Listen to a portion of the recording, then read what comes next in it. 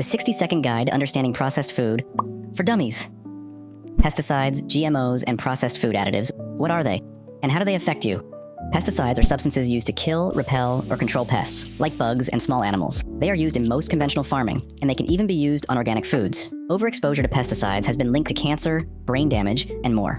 Next, GMOs are genetically modified organisms that have had their DNA changed to improve food production. Think about it as picking all the good traits from different populations and genetically putting them into a single organism. Research has shown that GMOs are okay, and as of right now are a great way to improve food for a growing population. Keep in mind the long-term effects still need to be studied. Now, onto processed food additives.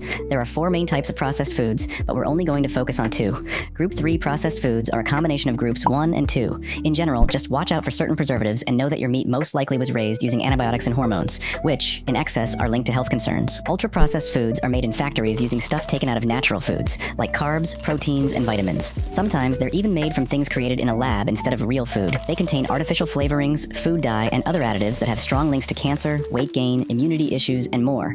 The FDA is monitoring the levels of harmful substances in our food, but when they allow known cancer-causing substances to be allowed, the suspicion arises that our food is not being monitored as well as it should be. This is why things like pesticides, antibiotics, and hormones in food are being questioned. What do you think?